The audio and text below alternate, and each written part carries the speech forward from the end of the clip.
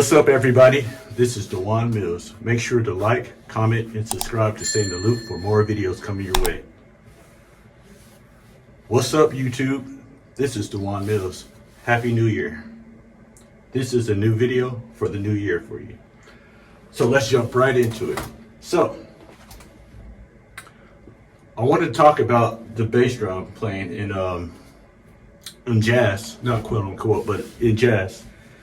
So the thing is this, I'm here to break the myth about the pros and not necessarily any cons about burying your beater into the head, which is off into it. So there's a lot of comments on YouTube, I guess on other people's videos that talk about, oh man, you shouldn't bury the beater, you should always do this. It's subjective. So the thing is this, you got to think about different instruments. So even though like the drums are basically, I guess you could say more of an open sound, because it really is, even if you hit the bass drum, open, tom, everything is pretty much open. The way how you get it to be dead is what? You bury the beater into the head. So I'm here to break the myths about it and give you some examples and tell you kind of why I think it's kind of important. Number one would be, it's a different type of texture in playing, especially if you're playing, I guess more like in aggressive styles of, a more an aggressive way of playing jazz when you're swinging, when you get into it with.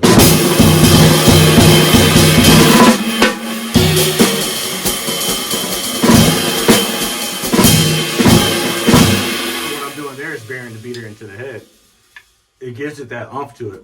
So here's will be an example of not burying the beater into the head, doing that thing.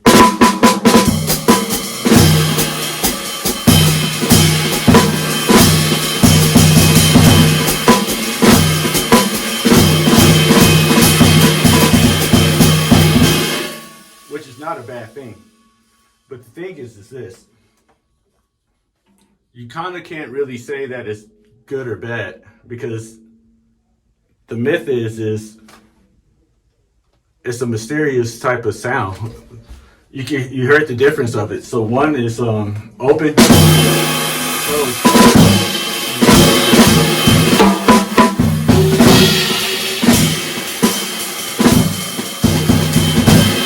so like as I'm digging in, I'm playing more of a forceful, I guess you could say, a mush into the in the bass drum, which gives it that oomph. The number two would be, what did I say? Number one was a different texture. So it's a different effect, which would be number two. Number two would be it's a different effect in the way you play. It's as you could tell, or as you heard in the example I played, it gives it kind of like that meatier sound and that beef behind it, especially if you're playing the solos behind the soloist when you're doing this. You're playing like a quarter note thing, or like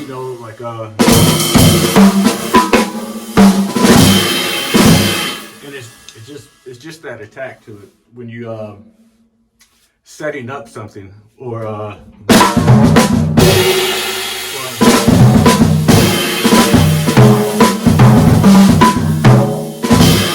which is like that is open. So the thing is I'm using both of them. So it's really a myth that needs to be kind of talked about and kind of broken, because the thing is, it's like there's no wrong way of doing it though, to be honest with you.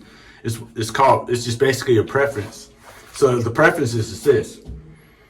What I like to do is basically, as you've seen, this is like dead strokes, because the thing is this, which I would say that could go to the third thing would be preference. I just talked about it. I'm sorry, but I did. But the thing is this, it's preference. Like everybody has a different way of playing drums, so it's super subjective.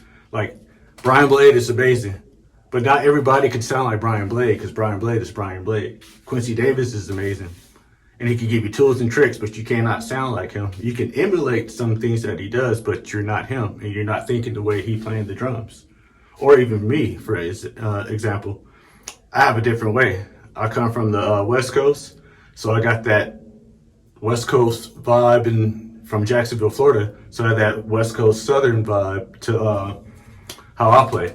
But the thing is this: it's like you shouldn't really kind of rag on people as far as like if bearing the beater into the bass drum is a bad thing, or it's like a cardinal sin, or like, you know, or you be like the jazz police for jazz drum set.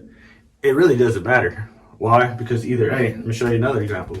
So here's like tipping, for instance. You can tip off.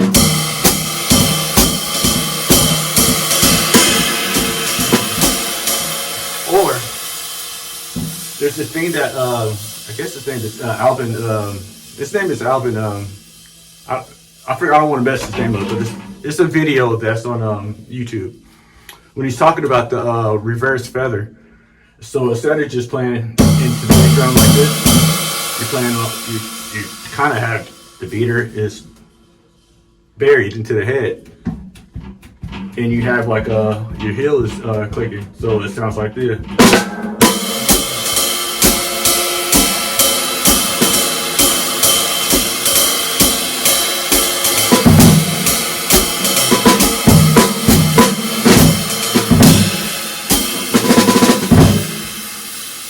So it's a different thing. So try that out. See if you like it or don't like it. If you don't, it's cool. If you do, it's even better. It widens up your sound palette on the drum set. So even when you do this, if you cross stick, that's somewhat of a dead stroke. Same thing on the tom. Dead stroke. Ring. You're changing timbres. You're changing different sounds. So there's nothing wrong with it. In jazz, that's what you want. You don't want just it to be the same thing over and over and over, because it kind of gets kind of stale. You want to add kind of life to your playing, so it's kind of good to go through both of them.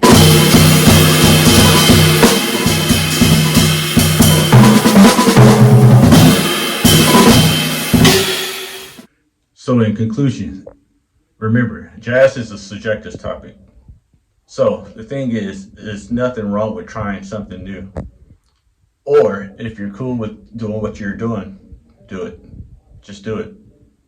So this is DeJuan Mills signing off, saying, keep it swinging, keep it music. Burying your beater into the bass drum is good.